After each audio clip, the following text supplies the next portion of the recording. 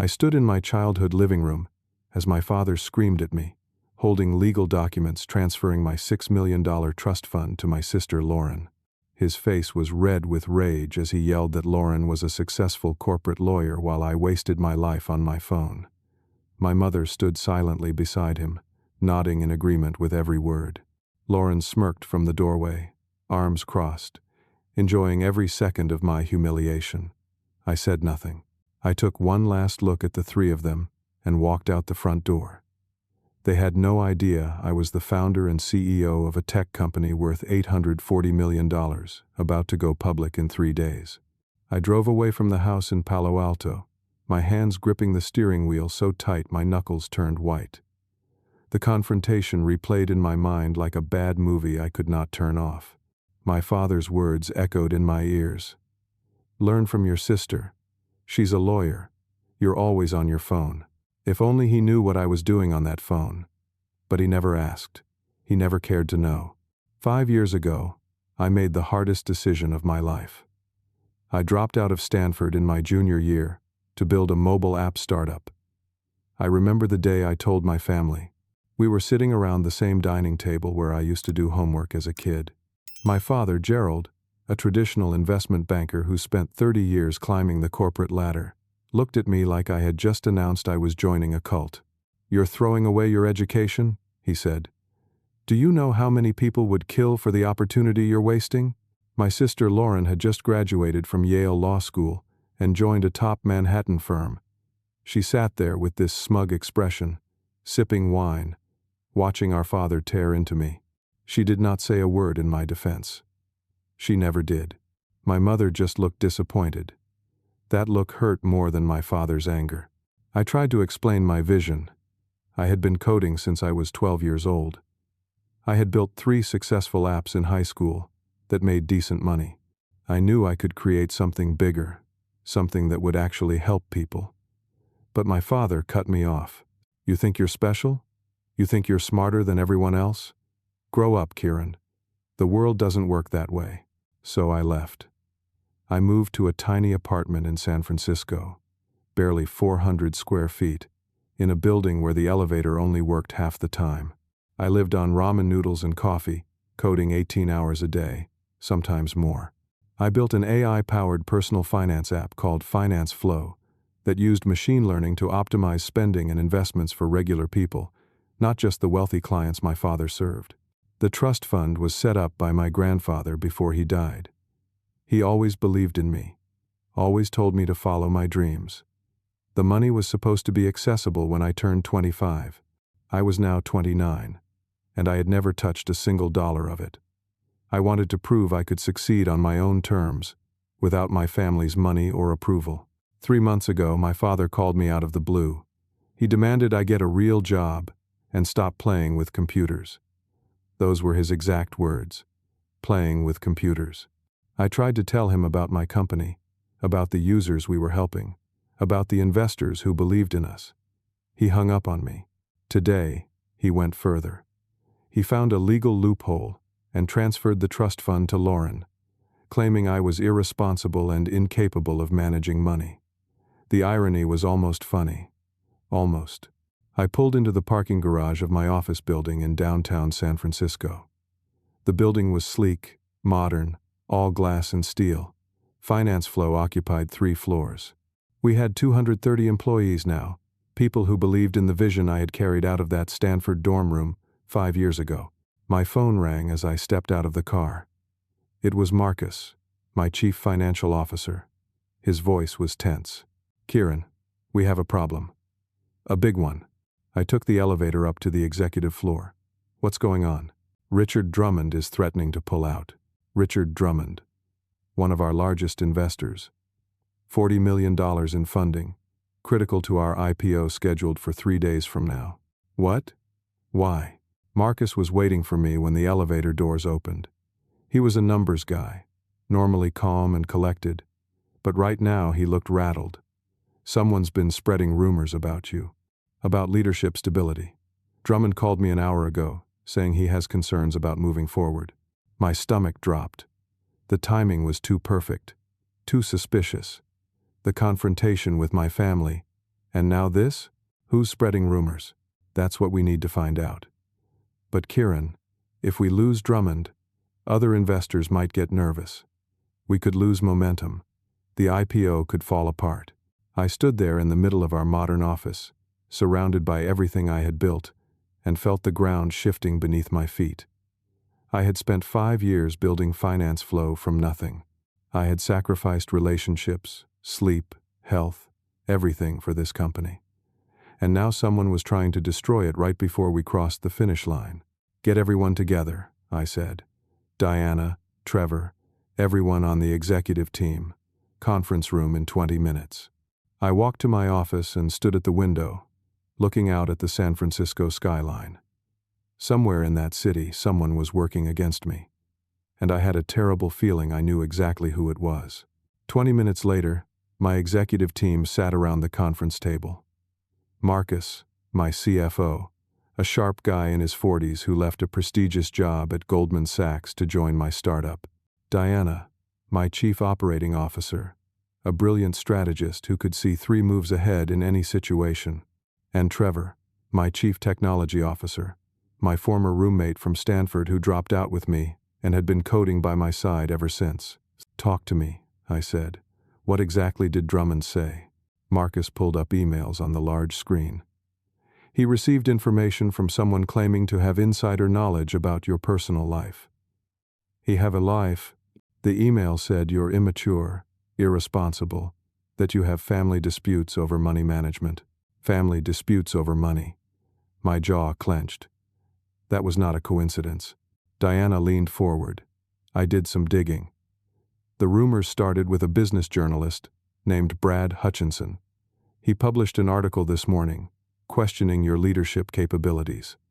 Look at this. She pulled up the article on her laptop. The headline made my blood boil. Tech wunderkind or reckless gambler? Questions. Surround Finance Flow CEO before major IPO. I scanned the piece. It mentioned my dropout status, which was public knowledge. But then it got personal.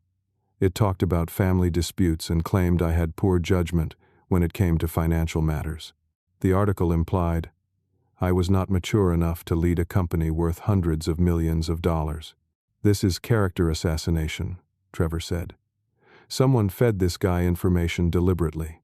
I pulled out my phone and called Lauren. She answered on the 3rd ring. What do you want, Kieran? Did you talk to a journalist named Brad Hutchinson? There was a pause. Just long enough to tell me everything I needed to know. I don't know what you're talking about. Don't lie to me, Lauren. Did you or Dad feed information to the press about me? You're paranoid. Maybe if you spent less time on your phone and more time being a responsible adult, you wouldn't have these problems. She hung up. I looked at my team. It's them. My family is sabotaging the IPO. Can you prove it? Diana asked. Not yet. But we will. Marcus, can you get us a meeting with Drummond? He nodded. I'll try for tomorrow morning. Make it happen. I'll prepare materials to prove our company's worth and my leadership capabilities. Trevor, I need you to pull every metric we have. User growth, retention rates, revenue projections, everything. Diana, draft talking points. We're going to save this IPO. I spent all night in the office. My team stayed with me. We built a presentation that would convince anyone with half a brain that finance flow was not just viable but revolutionary. By dawn, I had rehearsed my pitch 20 times. Marcus got us the meeting. 10 o'clock at Drummond's office in the financial district. I arrived 15 minutes early, exhausted but determined. Richard Drummond was in his 60s. Silver hair, expensive suit, the kind of investor who had seen every pitch and every scam in the book. Kieran, he said, shaking my hand. Thanks for coming on short notice. We sat in his corner office overlooking the bay. I launched into my presentation. I showed him our numbers. 4 million active users, 92% retention rate, revenue growing 30% quarter over quarter, partnerships with major banks. A product that was genuinely changing how middle-class Americans managed their money. Drummond listened, nodding occasionally. When I finished, he sat back in his chair. "This is all very impressive," he said. "Your metrics are solid. Your team is talented. But I have to be honest with you, Kieran. I'm not just concerned about rumors." "What do you mean?" He pulled out a folder and slid it across the desk. "I received this yesterday. An anonymous email with evidence that you've been embezzling company funds for personal use." My heart stopped. "What?" I opened the folder. Inside were bank statements. They showed large transfers from Finance Flow's accounts to what appeared to be my personal account. Hundreds of thousands of dollars. The statements looked official, complete with bank logos and account numbers, but I had never made those transfers. I stared at the documents, my mind racing. "These are fake," I said. "Someone doctored these. Can you prove that?" "Yes, I can prove it, but I need time." Drummond stood up. "Kieran, I want to believe you. I really do. But I have a fiduciary duty to my other investors. I can't put $40 million into a company where the CEO might be committing fraud. I'm freezing my investment, pending an independent audit. Richard, please. The IPO is in 2 days. If you pull out now, other investors will panic. Then you better figure out who's behind this, and fast. Because if I find out these allegations have any merit, I'm not just pulling my investment. I'm going to make sure everyone in Silicon Valley knows about it." I left his office feeling like I had been punched in the stomach. This was not just rumors anymore. Someone had created sophisticated forged documents designed to destroy me, and they had done it convincingly enough to fool a veteran investor. I called Patricia Donovan, our company attorney, from my car. "We need to meet. Now, someone is framing me for embezzlement."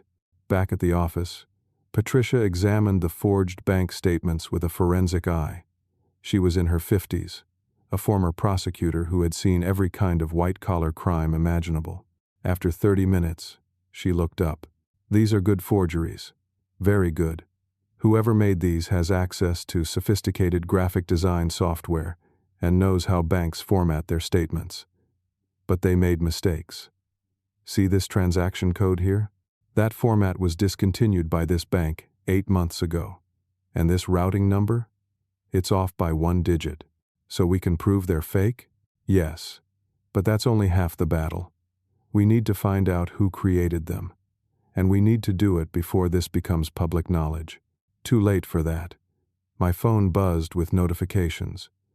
2 more investors had called Marcus with concerns. They had received similar anonymous emails with the forged documents.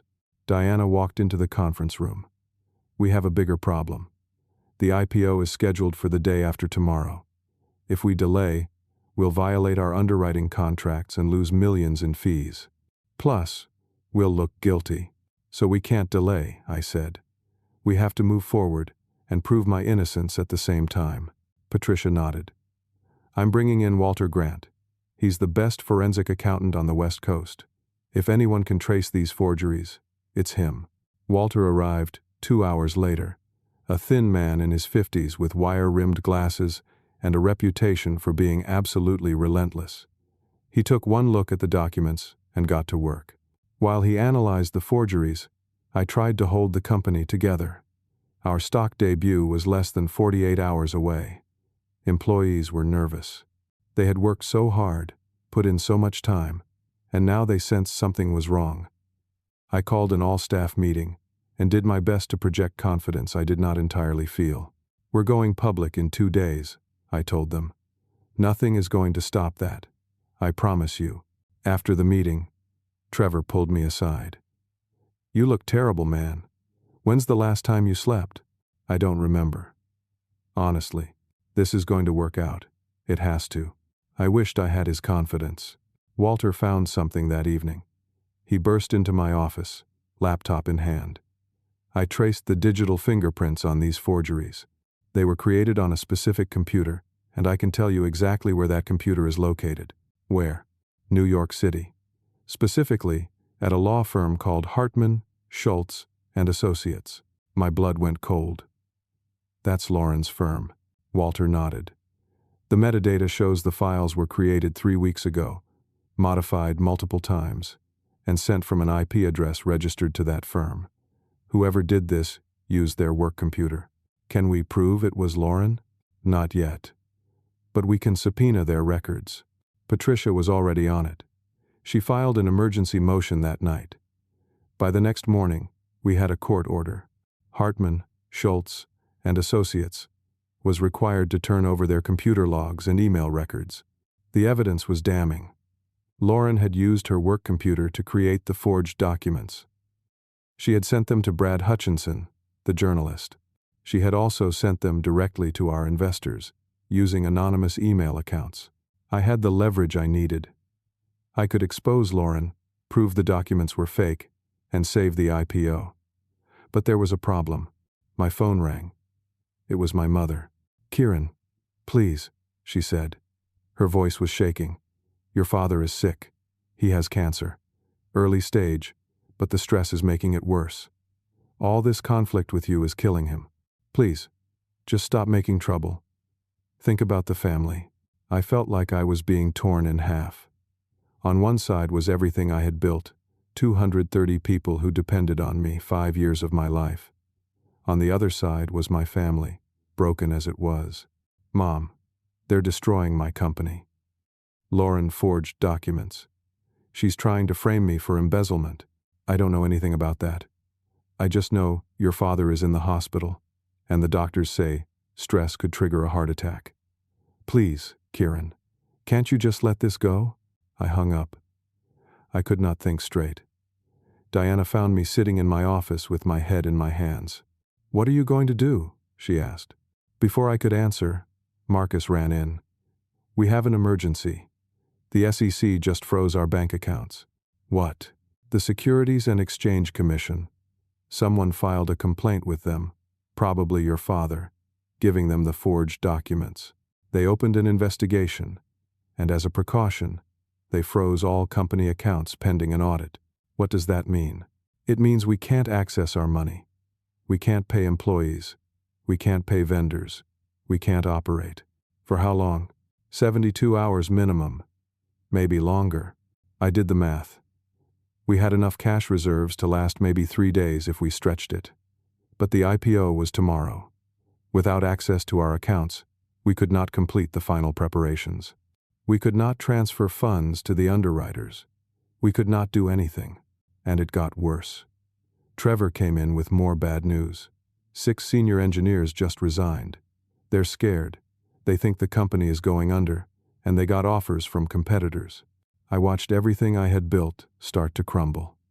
My family had backed me into an impossible corner.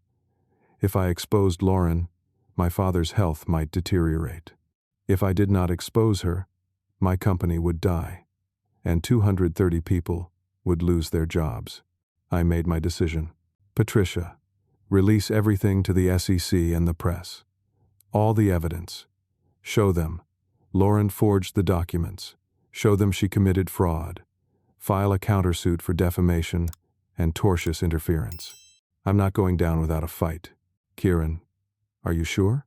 "I'm sure. My family made their choice. Now I'm making mine." Within an hour, Patricia filed a comprehensive legal package with the SEC, complete with forensic evidence, proving the bank statements were forged.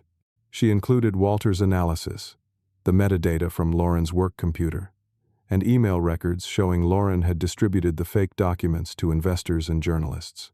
She also filed a civil lawsuit against Lauren for fraud, defamation, and tortious interference with business relationships.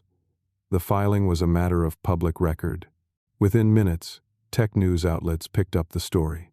Tech CEO accuses sister of sabotage in dramatic pre-IPO scandal. Finance Flow founder claims family conspiracy to tank public offering. The headlines spread across the internet like wildfire. My phone exploded with calls from journalists. I ignored them all. I had work to do. I called another all-hands meeting with every employee. This time, I told them everything. I laid out the whole story.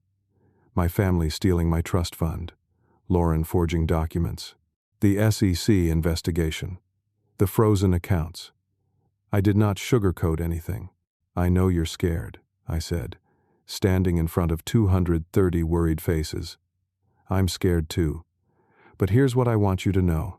I've spent 5 years building this company with all of you. We've created something that actually helps people. 4 million people use our app every day to make better financial decisions. That matters.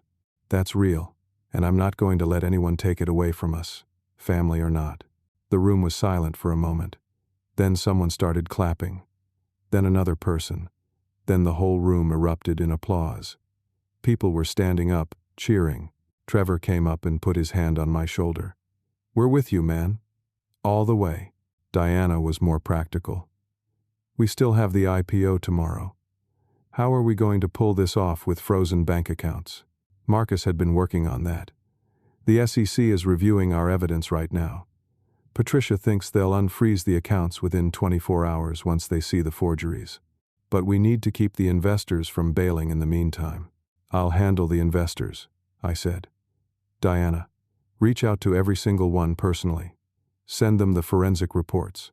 Show them this is a family vendetta, not a legitimate concern about the company.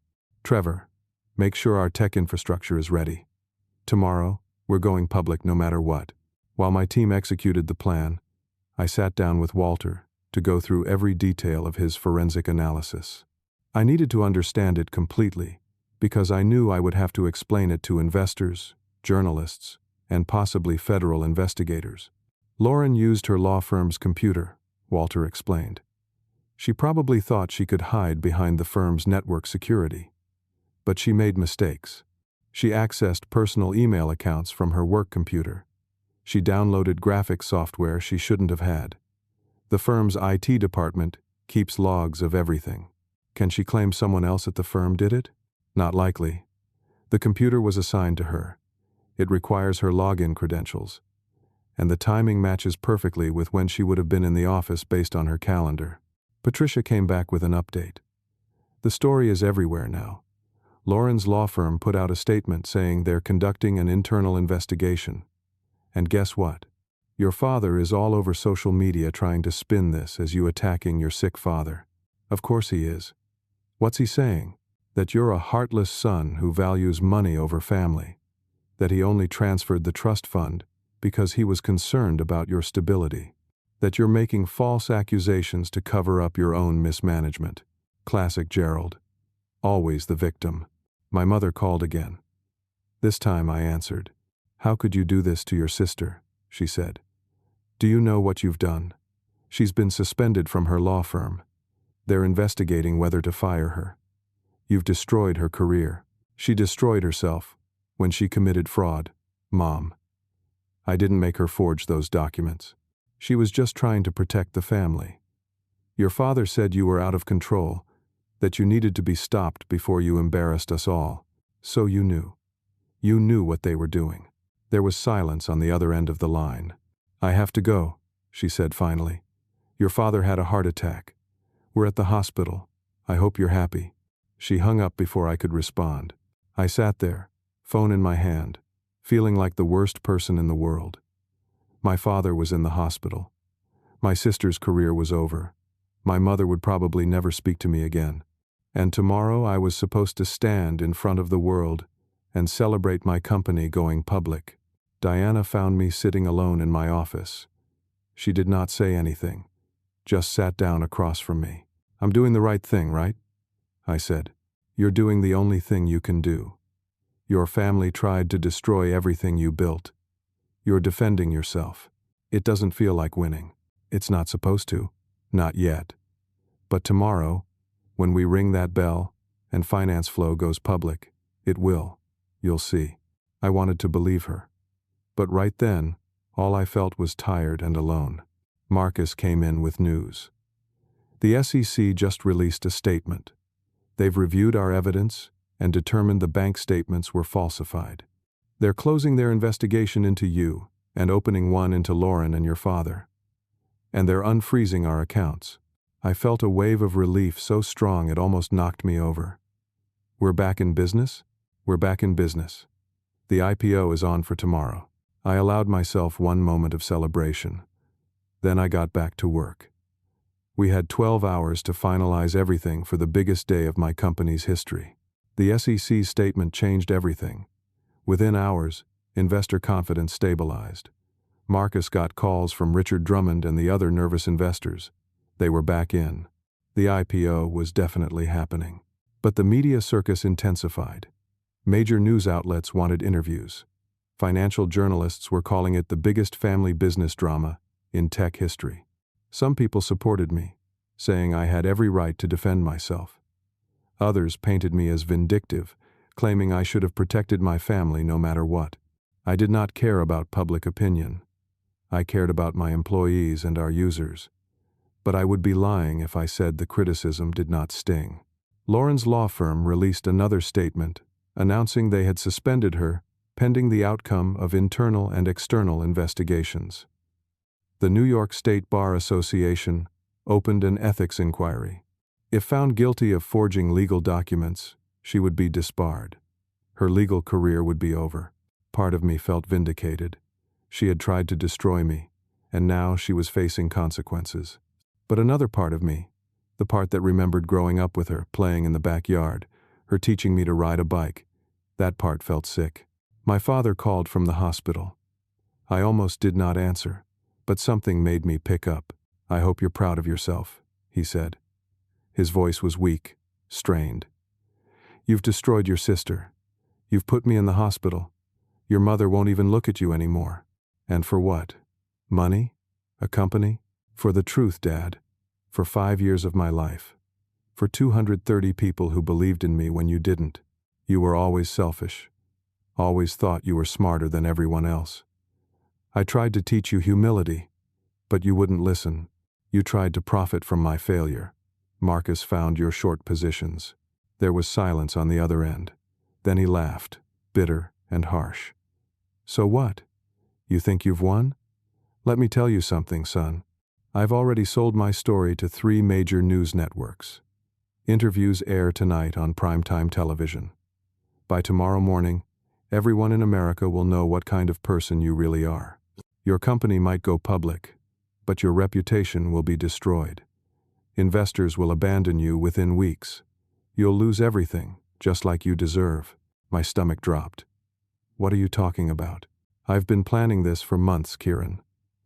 I have letters from family, friends, teachers, neighbors, all of them talking about what a selfish, irresponsible person you've always been. I have documentation of every mistake you made growing up, every time you disappointed us, every time you chose yourself over family. I'm going to make sure the world knows who you really are. You're lying. Turn on the television tonight. You'll see. And tomorrow, when you're standing at the NASDAQ thinking you've won, remember that I'm burning your reputation to the ground. Even if the IPO succeeds, the stock will tank when people realize they invested in a company run by someone who destroys his own family for profit." He hung up. I sat there, stunned. My father had orchestrated everything from the beginning. The trust fund transfer was just the opening move. The forgeries were designed to tank the IPO. And now, even though his first plan failed, he had a backup, a media strategy designed to paint me as a villain. I called Patricia. "We have another problem." I explained what my father had said. She swore, which was unusual for her. She was always composed. "When are these interviews airing?" "Tonight. 8 o'clock, on 3 different networks. That's 4 hours from now. We can't stop it. First Amendment protections. Even if what he says is defamatory, we can't get an injunction that fast. So what do we do? You go to New York for the IPO tomorrow as planned. You ring that bell, and you don't let him win. But if the stock crashes tomorrow because of his interviews, everything we've worked for is gone. Then you make sure the market sees the truth before his lies sink in. You control the narrative tomorrow morning. You have the biggest platform in the world at the NASDAQ. Use it." I spent the rest of the evening watching my father's media campaign unfold. He appeared on 3 major networks, looking frail and sympathetic in his hospital bed. He told a story about a troubled son who always resented his successful sister, who dropped out of school against his parents' wishes, who refused to take responsibility for his life. He showed old report cards with mediocre grades, letters from teachers expressing concern. He painted a picture of me as someone who had always taken the easy way out, who blamed others for his problems. And people believed him. Social media exploded. Half the internet turned against me. The hashtag cancel Kieran started trending. Marcus came into my office where I was watching the coverage. Don't read the comments. It'll just make it worse. How bad is it? 2 institutional investors are getting nervous. They're asking questions. If the public sentiment turns too negative, they might pull out. The IPO is in 10 hours. I know. Which is why you need to get on that plane to New York. Right now, we'll handle things here. You need to be ready for tomorrow. I packed a bag and headed to the airport. On the plane, I tried to sleep but could not. I kept thinking about my father's interviews, about the public turning against me, about everything falling apart at the last second. I landed in New York at dawn. The IPO ceremony was in 4 hours. I went straight to my hotel, showered, put on the suit I had bought specifically for this day. In the mirror, I looked older than 29. The last week had aged me. My phone buzzed with messages from my team. They were already at the NASDAQ building, setting up, preparing. Diana sent me a text. "You've got this. We believe in you." I arrived at the NASDAQ building in Times Square at 8 in the morning. The opening bell ceremony was at 10:30. Journalists were everywhere, cameras, reporters shouting questions. "Kieran, how do you respond to your father's allegations? Do you regret destroying your sister's career? Is it true you've always been irresponsible with money?" Security pushed through the crowd and got me inside. In the private reception area, my team was waiting. Marcus, Diana, Trevor, Patricia, and about 50 employees who had flown in for the ceremony. They all applauded when I walked in. "We made it," Marcus said, shaking my hand. "Not yet. The market doesn't open for 2.5 hours. Anything can happen," and something did. Lauren appeared in the lobby. Security was trying to stop her, but she was screaming loud enough that everyone could hear. "Kieran, you coward! Come out here and face me." I walked to the lobby. Cameras were everywhere, catching every moment. "What do you want, Lauren?" "I want you to know that you've destroyed this family. Mom isn't speaking to me. Dad might not survive the stress. And all because you couldn't handle not being the favorite child. You tried to frame me for embezzlement. You forged legal documents. You committed crimes, Lauren, to protect this family from your ego. You always had to prove you were special, always had to be different. You couldn't just be normal, get a normal job, make Dad proud." I was about to respond when I saw movement in the visitor gallery above. My father was there, leaning on my mother for support. He looked terrible, but he was there, and he was smiling. He raised his voice so everyone in the lobby could hear. "You think you've won, Kieran? You think ringing that bell means something? By tonight, your stock will be worthless. By next week, you'll be a cautionary tale. You're not a success. You're a tragedy waiting to happen." The entire NASDAQ lobby went silent. Cameras captured everything. I looked at my father, then at Lauren, then at all the people watching. I had 1 hour until I was supposed to ring the opening bell. 1 hour to decide how this story would end. I stood in that lobby with everyone watching me. My father in the gallery above, Lauren in front of me, cameras everywhere, and in the background, the sound of Times Square traffic and tourist chatter. This was the moment. Everything I had built came down to what I did next. I could have walked away, could have ignored them, could have gone upstairs, rung the bell, and hoped the IPO succeeded despite the family drama. But something in me refused to back down anymore. I turned to the nearest camera and spoke directly into it. "My name is Kieran. In about an hour, my company Finance Flow will go public on this exchange. But before that happens, I want everyone to know the truth." Security started moving toward me, but the NASDAQ officials waved them off. They realized this was newsworthy. They were not going to stop it. 5 years ago, I dropped out of Stanford to build something I believed in. My family told me I was making a mistake, They said I'd never amount to anything. They compared me to my sister constantly, made me feel like I wasn't good enough. But I didn't let that stop me. I moved to San Francisco, lived in a tiny apartment, ate ramen for months, and coded until my eyes burned. I built an app that now helps 4 million Americans manage their money better. Real people, not wealthy clients. Not Wall Street executives. Regular people. I looked up at my father. Last week, my father transferred my $6 million trust fund to my sister without my consent. He claimed I was irresponsible. Then my sister, a lawyer who should know better, forged bank documents to make it look like I was embezzling from my own company. She distributed those fake documents to investors trying to destroy this IPO. When that didn't work, my father bet against my company, shorting the stock, planning to make millions from my failure. Lauren's face went pale. The cameras swung to her.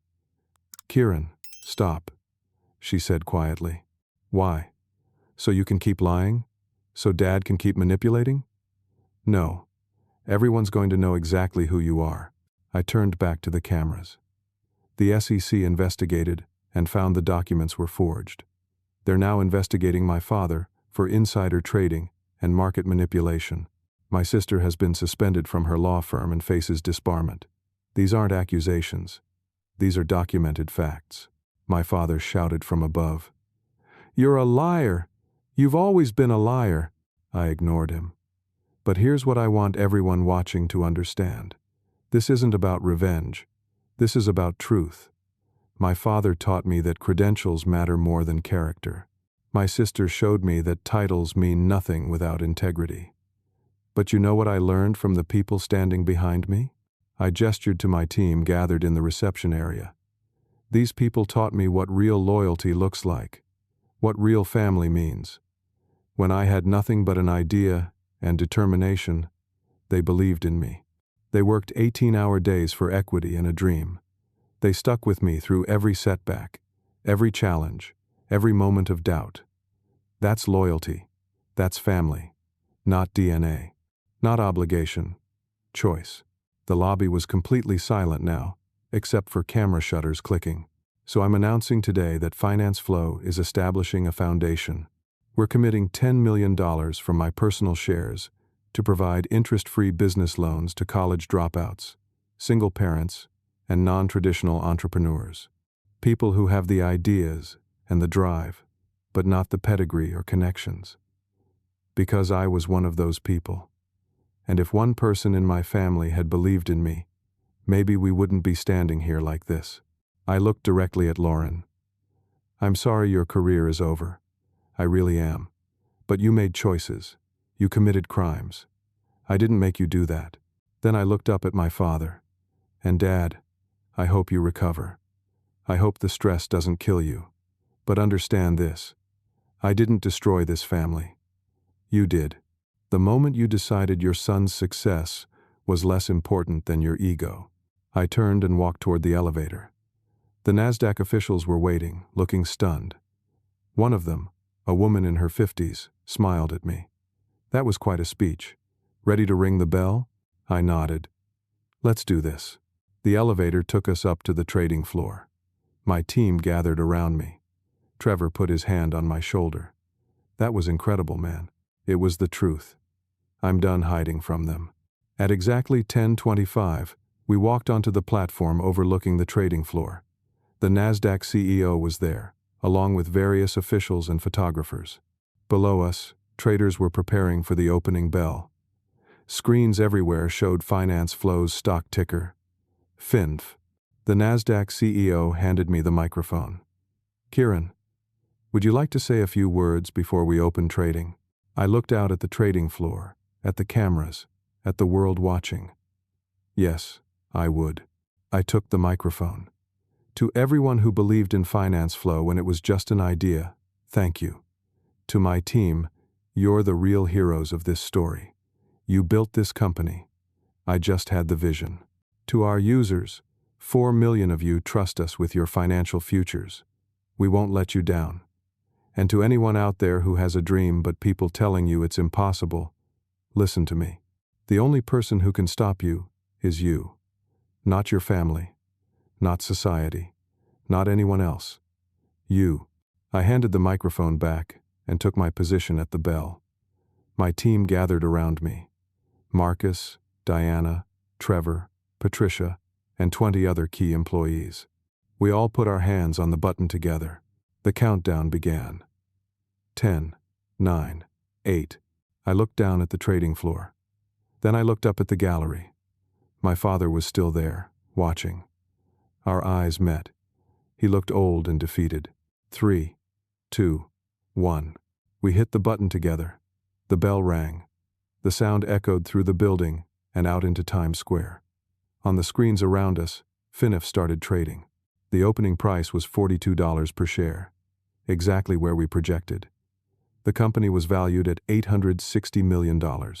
My personal stake, even after giving up $10 million for the foundation, was worth over $400 million. But more than the money, more than the valuation, it was the feeling of standing there with my team, people who had fought alongside me, who had never doubted, who had built something real and meaningful. That feeling was worth more than any trust fund or family approval. The trading floor erupted in applause.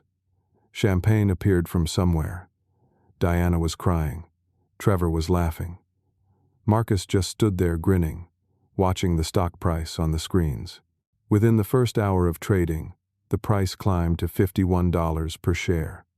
Despite my father's media campaign, despite the family drama, investors saw the value of what we had built. The market saw the truth. My phone started buzzing with messages.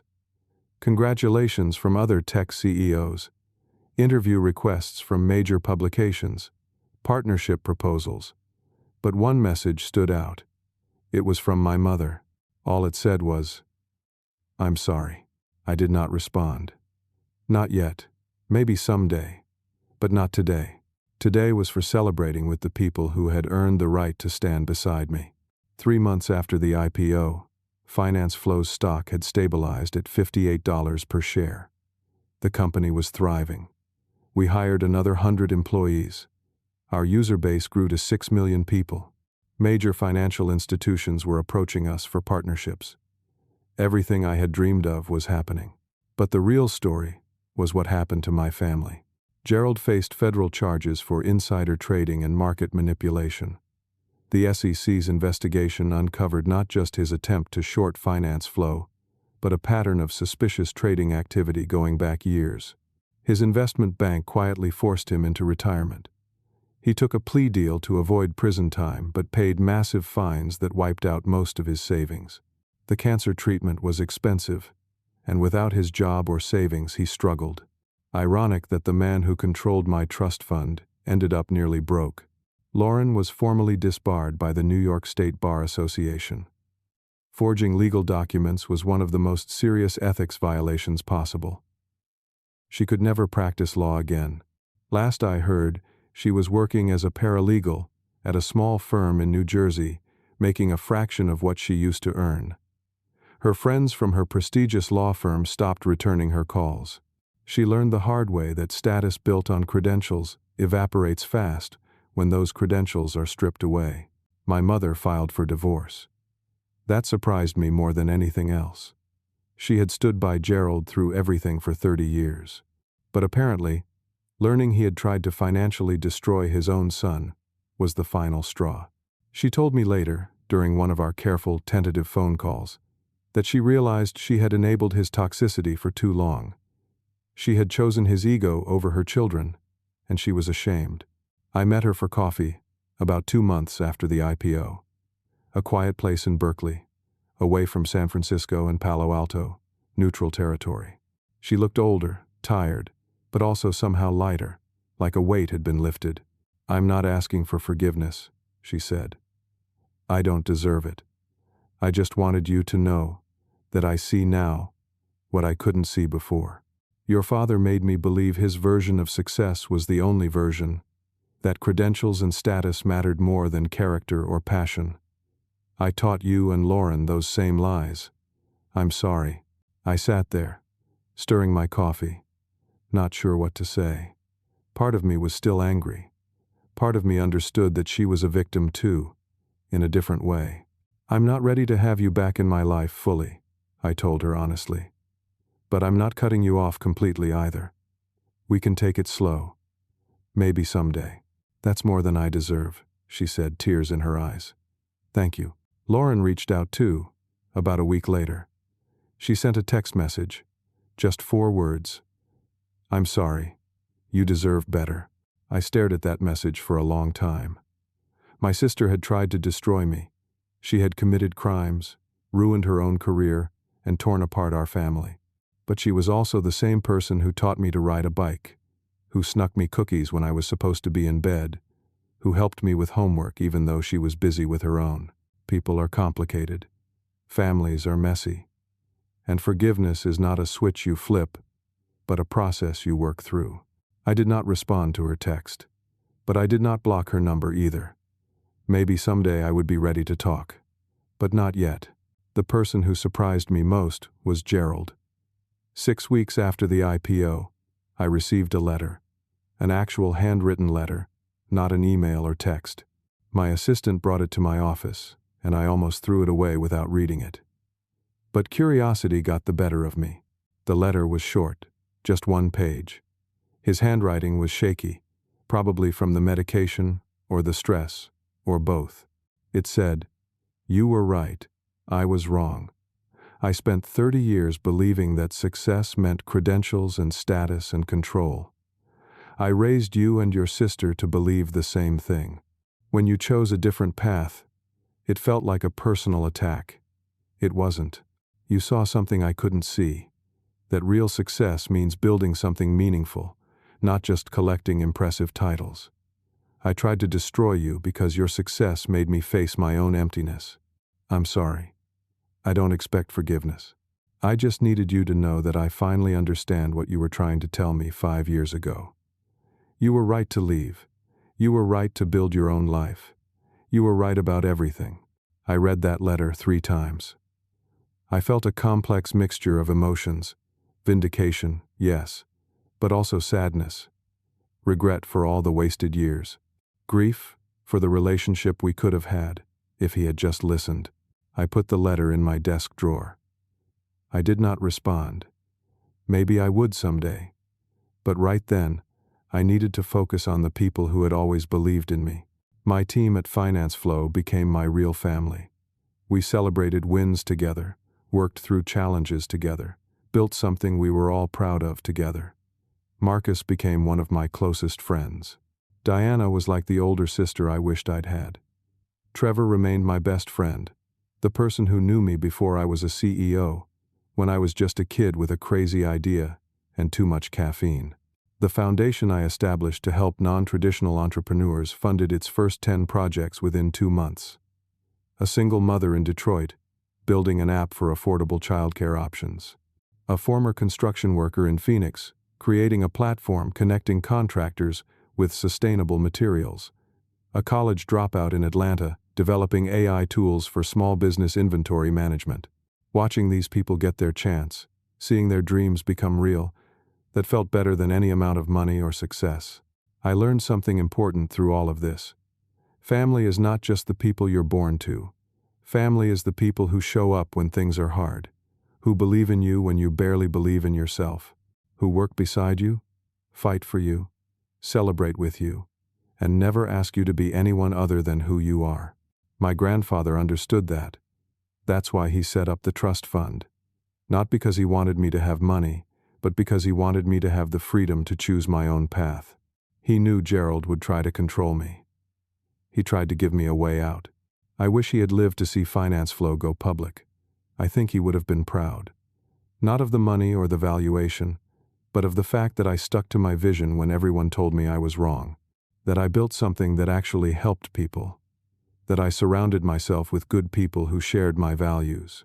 6 months after the IPO, I stood in our new office space, 3 times bigger than the old one, looking out at the San Francisco skyline. My phone buzzed constantly with opportunities, partnerships, interview requests. Finance Flow was being discussed in business schools as a case study in successful tech startups. My face was on magazine covers. But none of that mattered as much as the email I received that day from a user. A teacher in rural Ohio who used our app to get out of debt and save enough to put his daughter through college. He wrote, "Your app changed my life. Thank you for building something that actually helps regular people like me." That email meant more than any valuation or stock price. Because that was always the point. Not to get rich or famous or prove my family wrong, but to build something meaningful, something that made people's lives better. I saved that email. I saved all of them. Hundreds of messages from users whose lives improved because of finance flow. Those messages reminded me why I started this journey, why I dropped out of Stanford, why I lived on ramen for months, why I worked 18-hour days, why I refused to give up even when my own family bet against me. Success is not about money or credentials or status. It's about doing work that matters. It's about surrounding yourself with people who lift you up instead of tearing you down. It's about staying true to your vision, even when the whole world tells you you're wrong. My father spent 30 years chasing status and ended up with nothing. My sister built a career on credentials and lost everything when those credentials were stripped away. But I built something real, something based on value and integrity and genuine human connection, and that cannot be taken away. I learned that real worth comes from what you create, not what you inherit. That family is defined by loyalty and respect, not blood. That the people who believe in you during the struggle are worth more than those who claim you after the success. That sometimes the best thing you can do is walk away from toxic relationships, even when those relationships are with the people who raised you. I built Finance Flow into a company worth nearly $1 billion. But more importantly, I built a life I was proud of. I surrounded myself with people who shared my values. I created something that helped millions of people. I proved to myself that I did not need my family's approval or money to succeed. And you know what? That was enough. More than enough. I stood at that window, looking out at the city where I had struggled and built and dreamed, and I felt something I had not felt in years. Peace, contentment, the knowledge that I had done the right thing, even when it was hard, even when it cost me my family, even when everyone told me I was wrong. I did not need my father's $6 million trust fund. I built $800 million from scratch. But more than that, I built a life worth living. And that was the real victory. Now let me ask you something. Have you ever had to choose between family loyalty and your own dreams? Have you ever had people close to you try to hold you back because your success made them uncomfortable? How did you handle it? I would love to hear your story in the comments below. If this story resonated with you, if it made you think about your own relationships or your own dreams, please hit that like button. Subscribe to hear more stories about overcoming obstacles and building the life you deserve. And share this with someone who needs to hear that it's okay to choose yourself, even when it's hard. Thank you for listening to my story. I hope it inspires you to follow your own path, no matter who tries to stop you. Remember, the only person who can stop you is you, not your family, not society, not anyone else, just you. Build something meaningful, surround yourself with good people, and never, ever give up on your dreams.